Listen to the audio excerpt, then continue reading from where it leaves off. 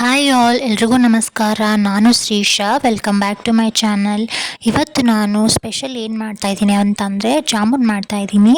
ಬನ್ನಿ ಹಾಗಿದ್ರೆ ಸ್ಟಾರ್ಟ್ ಮಾಡೋಣ. ಇಲ್ಲಿ ನಾನು ಆಶೀರ್ವಾದ್ ಪ್ಯಾಕೆಟನ್ನು ತೊಗೊಂಡಿದ್ದೀನಿ. ಇದರಲ್ಲಿ 90 to 100 ಜಾಮೂನ್ಸ್ ಆಗುತ್ತೆ ಅಂತ ಕೊಟ್ಟಿದ್ದಾರೆ. ಜಾಮೂನ್ ಹಿಟ್ಟನ್ನು ನಾವು ಯಾವಾಗಲೂ ನಾದ್ಕೊಳ್ಬಾರ್ದು, ಜಸ್ಟ್ ನಾವು ಬೆರಳಲ್ಲಿ ಕಲಿಸ್ಕೊಳ್ಬೇಕು ಅಷ್ಟೇ. ಅಂದಾಗ ಜಾಮೂನ್ ಸಾಫ್ಟಾಗಿ ಬರುತ್ತೆ. ಇಲ್ಲ ಅಂತಂದರೆ ನಾವು ನಾದ್ಕೊಂಡು ಬಿಟ್ಟರೆ ಅದು ಜಾಮೂನೆಲ್ಲ ಗಟ್ಟಿಯಾಗಿ ಬರುತ್ತೆ. ನಾನಿಲ್ಲಿ ಇವಾಗ ಚೆನ್ನಾಗಿ ಬೆರಳಲ್ಲಿ ಕಲಿಸ್ಕೊತಾ ಇದ್ದೀನಿ ಅಷ್ಟೇ. ಸ್ವಲ್ಪ ಸ್ವಲ್ಪನೇ ನೀರು ಹಾಕ್ಕೊಳ್ಬೇಕು. ಜಾಸ್ತಿ ನೀರು ಹಾಕ್ಕೊಂಡ್ಬಿಟ್ರೆ ಅದು ಫುಲ್ಲು ಮೆತ್ತಗಾಗಿಬಿಡುತ್ತೆ. ಹಾಗಾಗಿ ಸ್ವಲ್ಪ ನೀರು ಹಾಕ್ಕೊಂಡು ನಿಧಾನಕ್ಕೆ ಕಲಿಸ್ಕೊಳ್ತಾ ಇದ್ದೀನಿ. ಜಾಮೂನ್ನ ತುಂಬ ಕ್ವಿಕ್ಕಾಗೆ ಮಾಡ್ಕೊಳ್ಬೋದಲ್ವಾ. ಯಾರಾದರೂ ಗೆಸ್ಟ್ ಬಂದಾಗೂ ಸಹ ನಾವು ಬೇಗನೆ ಮಾಡ್ಕೊಳ್ಬೋದು. ಒಂದು 30 ಮಿನಿಟ್ಸ್ ಎಲ್ಲ ಆಗಿಬಿಡುತ್ತೆ. ನನಗಂತೂ ಇದು ತುಂಬಾ ಇಷ್ಟ ಸ್ವೀಟು. ಯಾರಿಗೆಲ್ಲ ಇಷ್ಟ ಅಂತ ಕಮೆಂಟ್ ಮಾಡಿ ತಿಳಿಸಿ.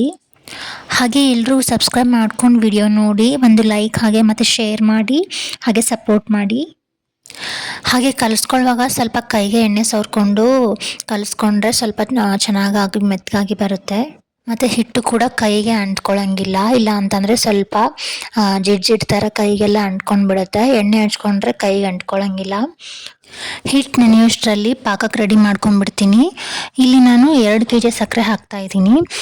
ಹನಿದು 1 kg ಡಬ್ಬ ಇದೆ, ಅದರಲ್ಲಿ 2 ಸಾರಿ ಅಂದರೆ 2 kg ಸಕ್ಕರೆ ಥರ ಹಾಕ್ಕೋತಾ ಇದ್ದೀನಿ. ಹಾಗೆ ಅದೇ ಡಬ್ಬದಿಂದ ಅಂದರೆ ಹನಿ ಡಬ್ಬ ಇದೆಯಲ್ಲ, ಅದರಿಂದನೇ 2 ಸಾರಿ ಅಂದರೆ 2 ಡಬ್ಬ ನೀರನ್ನ ಹಾಕೋತಾ ಇದ್ದೀನಿ. ಇದು ಕರೆಕ್ಟ್ ಅಳತೆ ಆಗುತ್ತೆ. ಹಾಕಿದ ಮೇಲೆ ಸ್ವಲ್ಪ ಚೆನ್ನಾಗಿ ಕೈ ಆಡಿಸ್ಬೇಕು, ಇಲ್ಲಾಂದರೆ ಸಕ್ಕರೆ ಎಲ್ಲ ತಳ ಹಿಡಿದು ಬಿಡುತ್ತೆ. ಹಾಗಾಗಿ ಸ್ವಲ್ಪ ಚೆನ್ನಾಗಿ ಸಕ್ಕರೆ ಕರಗೋವರೆಗೂ ಕಲಿಸ್ಕೊಳ್ಬೇಕು.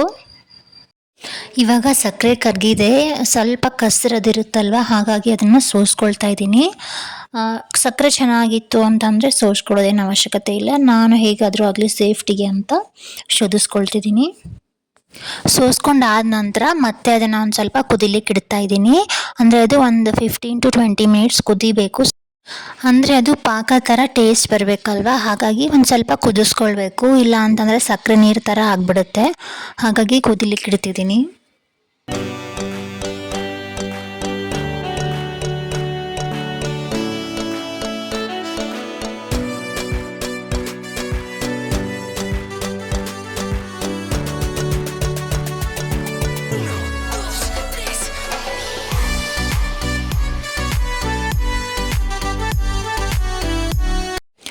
ಇವಾಗ ಹಿಟ್ಟೆಲ್ಲ ನೆಂದಿದೆ. ಇದನ್ನು ಸ್ವಲ್ಪ ಚಿಕ್ಕದಾಗಿ ಉಂಡೆ ಮಾಡ್ಕೊಳ್ಬೇಕು. ತುಂಬ ದೊಡ್ಡದಾಗಿ ಮಾಡಿಕೊಂಡ್ರೆ ಎಣ್ಣೆಲಿ ಹಾಕಿದ ಮೇಲೆ ಇನ್ನೂ ಸ್ವಲ್ಪ ದೊಡ್ಡದಾಗುತ್ತೆ, ಮತ್ತು ಪಾಕದಲ್ಲಿ ಹಾಕಿದ ಮೇಲೆ ಇನ್ನೂ ದೊಡ್ಡದಾಗುತ್ತೆ. ಹಾಗಾಗಿ ಸ್ವಲ್ಪ ಸಣ್ಣದಾಗಿಯೇ ಮಾಡ್ಕೊತೀನಿ.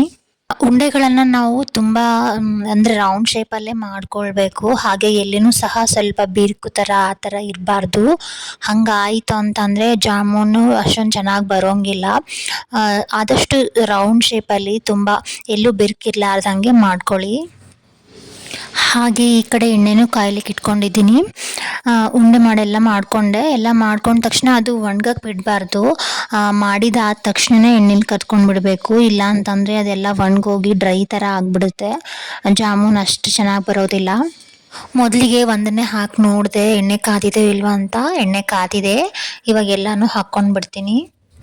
ಜಾಮೂನ್ ಯಾವಾಗಲೂ ನಾವು ಲೋ ಫ್ಲೇಮಲ್ಲಿ ಇಟ್ಕೊಂಡೇ ಮಾಡಬೇಕು. ಇಲ್ಲ ಅಂತಂದರೆ ಅದು ಒಳಗಡೆ ಏನೂ ಬೆಂದಿರೋದಿಲ್ಲ. ನಾವು ಹೈ ಫ್ಲೇಮ್ ಇಟ್ಕೊಂಡು ಮಾಡಿದರೆ, ಲೋ ಫ್ಲೇಮಲ್ಲಿ ಇಟ್ಕೊಂಡ್ರೆ ಅದು ಒಳಗಡೆ ಎಲ್ಲ ಚೆನ್ನಾಗಿ ಬೇಯುತ್ತೆ. ಹಾಗಾಗಿ ಲೋ ಫ್ಲೇಮಲ್ಲಿ ಇಟ್ಕೊಂಡು ಮಾಡಿ.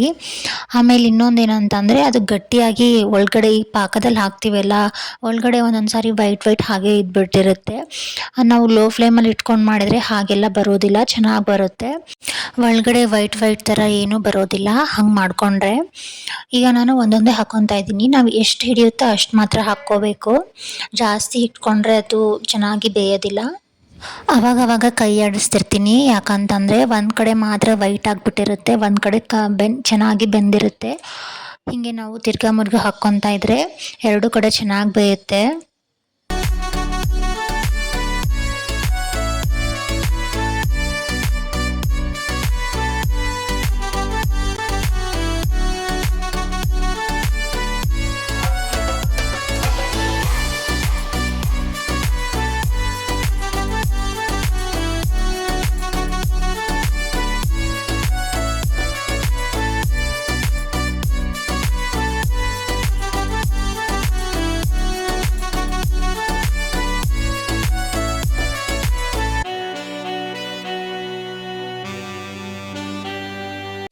ಇವಾಗ ನೋಡಿ ಜಾಮೂನು ಕಲರ್ ಕರೆಕ್ಟಾಗಿ ಬಂದಿದೆ. ಅಂದರೆ ತೀರಾ ಕಪ್ಪಗೂ ಬಂದಿಲ್ಲ, ತೀರಾ ವೈಟೂ ಇಲ್ಲ.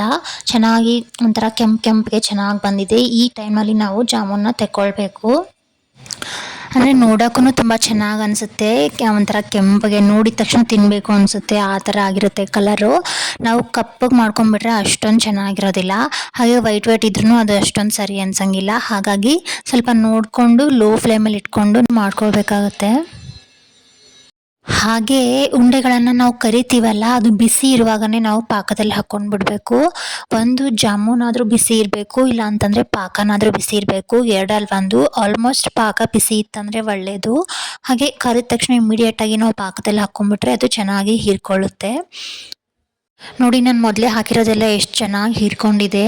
ಮೇಲ್ಗಡೆ ಪಾಕನೇ ಅಂದೆ ಬಂದಿಲ್ಲ, ಆ ಥರ ಆಗಿಬಿಟ್ಟಿದೆ. ಎಲ್ಲ ಚೆನ್ನಾಗಿ ಹೀರ್ಕೊಂಡ್ಬಿಟ್ಟಿದೆ ಕೆಳಗಡೆ ಎಲ್ಲ. ಮೇಲೆ ಇರೋಂಥ ಜಾಮೂನೆಲ್ಲ ನಾನು ಒಂದು ಬೇರೆ ಬೌಲಲ್ಲಿ ಹಾಕ್ಕೊಂಡು ಆ ಪಾಕನ ಅದರಲ್ಲಿ ಸುರ್ಕೊಂಡು ಬಿಡ್ತೀನಿ. ಆಗ ಅದಕ್ಕೂ ಪಾಕ ಎಲ್ಲ ಹೀರ್ಕೊಂಡಂಗೆ ಆಗುತ್ತೆ. ಜಾಮೂನ್ನ ಎಲ್ಲರೂ ಮಾಡ್ತಾರೆ, ಅದು ತುಂಬಾ ಈಸಿ ಅಂತ. ಆದರೆ ಕೆಲವರಿಗೆ ಅದು ಅಷ್ಟು ಪರ್ಫೆಕ್ಟಾಗಿ ಬರೋದಿಲ್ಲ. ಹೀಗೆ ನಾವು ಸ್ಮಾಲ್ ಮಿಸ್ಟೇಕ್ ಮಾಡ್ತಾ ಇರ್ತೀವಿ. ಅದನ್ನು ನಾವು ಇಲ್ಲಿ ಸರಿಪಡಿಸ್ಕೊಂಡ್ರೆ ಚೆನ್ನಾಗಿರೋಂಥದ್ದನ್ನು ಮಾಡ್ಕೋಬೋದು. ಜಾಮೂನೆಲ್ಲ ಮಾಡಿದ್ದಾದಮೇಲೆ ಇಲ್ಲಿ ನಿಮಗೆ ಒಂದು ಹೊಸದನ್ನು ಟ್ರೈ ಮಾಡ್ತಾಯಿದ್ದೀನಿ. ನಾನು ಸಹ ಯೂಟ್ಯೂಬಲ್ಲೇ ನೋಡಿಕೊಂಡು ಟ್ರೈ ಮಾಡಿದ್ದು, ಹಾಗೆ ನಿಮಗೂ ತೋರಿಸ್ತಾ ಇದ್ದೀನಿ. ಏನಿಲ್ಲ, ಕುಷನ್ ಕವರ್ ಅಂದರೆ ಕವರ್ ಇಲ್ಲ ಅಂತಂದರೆ ನಾವು ವೇಲಲ್ಲಿ ಸಹ ನಾವು ದಿಂಬಿಗೆ ಅಂದರೆ ಕವರ್ ಹಾಕ್ಕೋಬೋದು. ಆ ಥರ ಕವರ್ ಥರ ನಾವು ಅದನ್ನು ಹಾಕ್ಕೋಬೋದು. ಅದನ್ನು ಹೇಗೆ ಅಂತ ಹೇಳ್ಕೊಡ್ತಿದ್ದೀನಿ. ಅಂದರೆ ನಾವು ಚೂಡಿದಾರ್ದೆಲ್ಲ ವೇಲು ಹಳೇದಾಗಿರೋದಿಲ್ಲ, ಅದು ಹಾಗೆ ಇರುತ್ತೆ. ಚೂಡಿದಾರ್ ಹಳೇದಾಗಿರುತ್ತೆ, ಬಟ್ ವೇಲ್ ಅದೇ ಥರ ಚೆನ್ನಾಗೇ ಇರುತ್ತೆ. ಅದನ್ನು ಏನು ಮಾಡೋದು ಅಂತ ಹಾಗೆ ಎತ್ತಿಟ್ಟಿರ್ತೀವಿ. ಅದನ್ನು ನಾವು ಈ ಥರ ಯೂಸ್ ಮಾಡ್ಕೋಬೋದು. ತುಂಬಾ ಈಸಿಯಾಗಿದೆ. ಹಾಗೆ ಒಂಥರ ನ್ಯೂ ಲುಕ್ಕೂ ಅನಿಸುತ್ತೆ. ಕುಷನ್ ಕವರು ಇಲ್ಲ ಅಂತಂದರೂ ಓಕೆ, ತರಿಸ್ಕೊಳ್ಬೇಕು ಅಂತೇನಿಲ್ಲ. ನಾವು ಈ ಥರ ಯಾವುದಾದ್ರೂ ಚೆನ್ನಾಗಿರೋ ವೇಲ್ ಇತ್ತಂತಂದರೆ ಅದನ್ನು ಈ ಥರ ಮಾಡ್ಕೊಳ್ಬೋದು. ಬಟ್ ಇದಕ್ಕೆಲ್ಲ ಪೇಷನ್ಸ್ ಬೇಕು. ನಮಗೆ ಪಟ್ ಅಂತ ಆಗಬೇಕು ಅನ್ನೋರಿಗೆ ಇದೆಲ್ಲ ಅಪ್ಲೈ ಆಗೋದಿಲ್ಲ. ಯಾರಿಗೆ ಪೇಷನ್ಸ್ ಇರುತ್ತೆ ಮತ್ತು ಯಾರಿಗೆ ಇಂಟ್ರೆಸ್ಟ್ ಇರುತ್ತೆ ಅಂಥವ್ರಿಗೆ ಮಾತ್ರ ಇದೆಲ್ಲ ಇಷ್ಟ ಆಗುತ್ತೆ. ಒಬ್ಬೊಬ್ರು ಏನಂತಾರೆ, ಇಷ್ಟೆಲ್ಲ ಮಾಡೋದು ಬದಲು ಕುಷನ್ ಕವರೇ ತರಿಸ್ಕೊಳ್ಬೋದು ಅಂತಾರೆ. ಒಬ್ಬೊಬ್ಬರು ಹೀಗೂ ಮಾಡ್ಬೋದಾ ಅಂತ ಇಂಟ್ರೆಸ್ಟ್ ಕೊಟ್ಟು ಮಾಡ್ತಾರೆ. ಇದು ಎಲ್ಲ ಅವ್ರವ್ರ ಇಂಟ್ರೆಸ್ಟಿಗೆ ಬಿಟ್ಟಿದ್ದು. ಹಾಗಾಗಿ ನನಗೆ ಇಷ್ಟ ಆಯಿತು, ನಾನು ಮಾಡಿದ್ದೀನಿ. ಎರಡು ಕಡೆ ವೇಲ್ನ ಮಡಿಸ್ಬಿಟ್ಟು ಈ ಥರ ಟ್ರಯಾಂಗಲ್ ಥರ ಬರಬೇಕು. ಹಾಗೆ ಅದನ್ನ ಮಡಿಸ್ಕೊಳ್ಬೇಕು.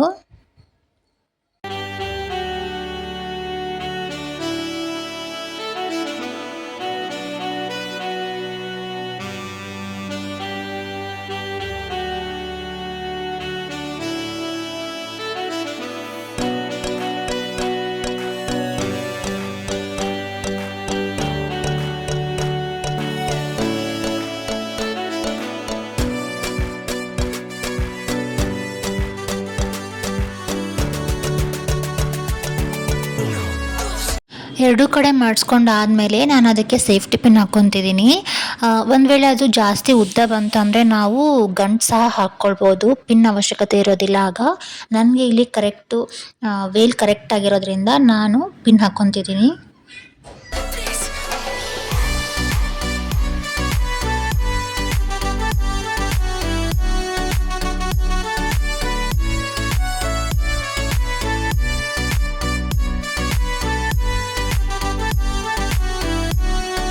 ನೆಕ್ಸ್ಟ್ ನನ್ನ ಕಡೆ ಒಂದು ಸಿಲ್ಕಿಂದು ವೇಲಿತ್ತು, ಸಿಲ್ಕ್ ಬಟ್ಟೆದು, ಅದರಿಂದನೂ ಮಾಡ್ತಾಯಿದ್ದೀನಿ. ಸಿಲ್ಕ್ ಅಂತಂದರೆ ತುಂಬ ಜಾರುತ್ತೆ, ಆದರೂ ಸಹ ಅದರಿಂದನೂ ಟ್ರೈ ಮಾಡೋಣ ಅಂತ ಮಾಡ್ತಿದ್ದೀನಿ. ಜಾಸ್ತಿ ನಾವು ಸ್ಟಿಫಾಗಿ ಕೂತ್ಕೊಳ್ಳೋದ್ರಿಂದ ಮಾಡಿದ್ರೆ ನೀಟಾಗಿ ಬರುತ್ತೆ. ಸ್ವಲ್ಪ ಜಾರಿದರೆ ಅದು ಅಲ್ಲಲ್ಲಿ ಮುದ್ದೆಯಾಗಿ ಕಾಣಿಸುತ್ತೆ, ಅಂದರೆ ರಿಂಕಲ್ಸ್ ಥರ ಬರುತ್ತೆ. ನಾವು ಬೇಕು ಅಂತಂದರೆ ಮಾಡ್ಕೋಬೋದು. ಇಲ್ಲ ನಮಗೆ ಸ್ಟಿಫಾಗಿ ನೀಟಾಗಿ ಕೂತ್ಕೊಳ್ಬೇಕು ಅಂತಂದರೆ ಕಾಟನ್ನಿಂದ ಅದರಿಂದ ಮಾಡಿದರೆ ನೀಟಾಗಿ ಬರುತ್ತೆ. ನಾವು ಸೇಫ್ಟಿ ಪಿನ್ ಹಾಕ್ತೀವಲ್ಲ, ಅದಾದಮೇಲೆ ಬೇಕು ಅಂತಂದರೆ ನಾವು ಅದ್ರ ಮೇಲೆ ಏನಾದರೂ ಬಟನ್ಸ್ ಆ ಥರನೂ ಹಾಕ್ಕೋಬೋದು, ಇನ್ನೂ ಚೆನ್ನಾಗಿ ಕಾಣಿಸುತ್ತೆ.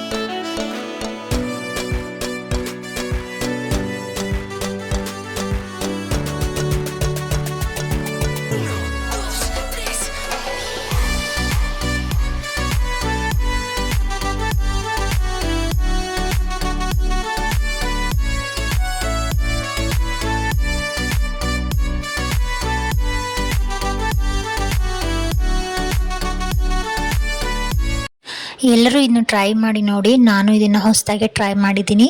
ಯಾರಿಗೆಲ್ಲ ಇಷ್ಟ ಆಯಿತು ಅಂತ ಕಮೆಂಟಲ್ಲಿ ತಿಳಿಸಿ. ಓಕೆ ಫ್ರೆಂಡ್ಸ್, ಇದಾಗಿತ್ತು ಇವತ್ತಿನ ವಿಡಿಯೋ. ಈ ವಿಡಿಯೋ ನಿಮಗೆ ಇಷ್ಟ ಆಗಿದ್ದರೆ ಪ್ಲೀಸ್ ಒಂದು ಲೈಕ್ ಮಾಡಿ, ಶೇರ್ ಮಾಡಿ, ಹಾಗೆ ಕಮೆಂಟ್ ಮಾಡಿ, ಹಾಗೆ ಸಬ್ಸ್ಕ್ರೈಬ್ ಮಾಡಿಕೊಂಡು ವಿಡಿಯೋ ನೋಡಿ ಪ್ಲೀಸ್. ಹೀಗೆ ಸಪೋರ್ಟ್ ಮಾಡಿ. ಮತ್ತೆ ನೆಕ್ಸ್ಟ್ ವಿಡಿಯೋದಲ್ಲಿ ನಿಮ್ಮೊಂದಿಗೆ ಸಿಗ್ತೀನಿ. ಅಲ್ಲಿವರೆಗೂ ಟೇಕ್ ಕೇರ್. Thank you.